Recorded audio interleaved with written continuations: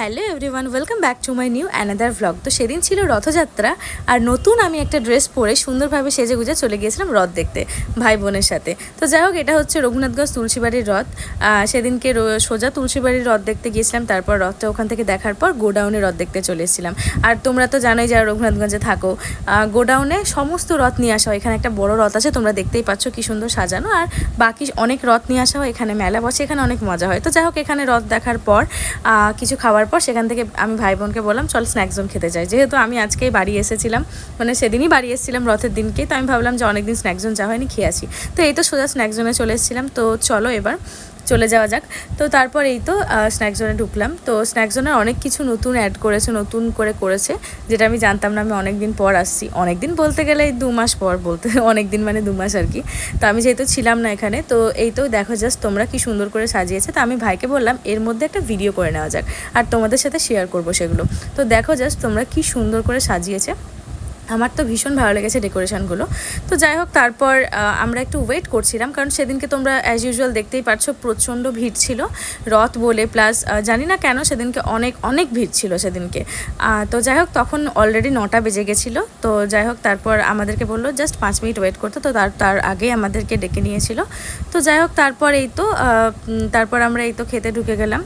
তারপর অর্ডার দেবো বলে মেনু কার্ডটা চাইলাম। তো আমি এই তো অর্ডার দিচ্ছিলাম, আর আমার ভাই বলছিল ঠিক আছে এর মধ্যে একটু ভিডিও করে নিই। তো যাই হোক, তারপর অর্ডার দেওয়ার পর আমি আরও কিছু অর্ডার দিচ্ছিলাম। তো প্রথমে 3টে কোল্ড ড্রিঙ্কস অর্ডার দিয়ে দিয়েছিলাম, আর তারপর আমি জিজ্ঞেস করছিলাম যে কে কী খাবে। তো আমার সাথে খুব মজা করছিল ভাই, তখন আমি একটু রেগে গিয়েছিলাম।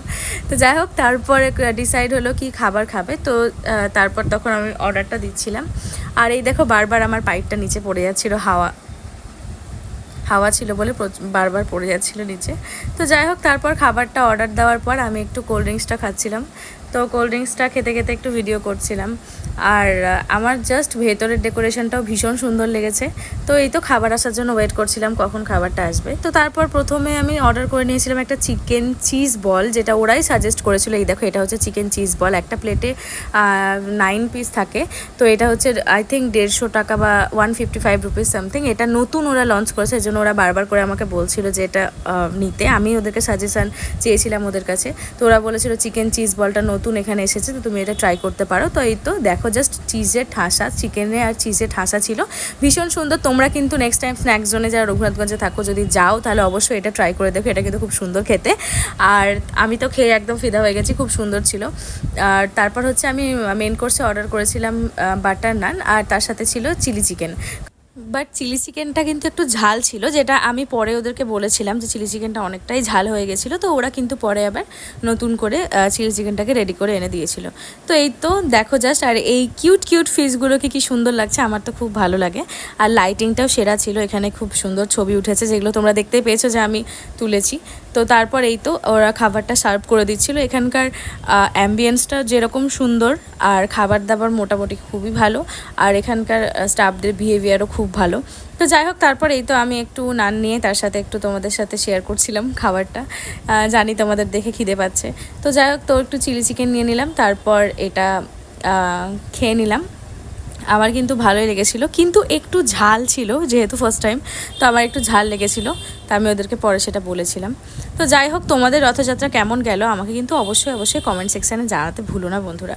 আর আমার ভিডিওগুলো ভালো লেগে থাকলে লাইক শেয়ার কমেন্ট, আর আমার চ্যানেলটাকে সাবস্ক্রাইব করে দিও। তো তারপর খাওয়া দাওয়ার পর বিল মেটানোর পর তো এই তো আমি একটু সুন্দর করে ভিডিও করে নিয়েছিলাম। আর আমার ড্রেসটা কেমন সেটাও কিন্তু কমেন্ট সেকশানে জানিও। এটা কিন্তু নতুন ড্রেস, যেটা আমি একদম ফার্স্ট টাইম পরেছিলাম।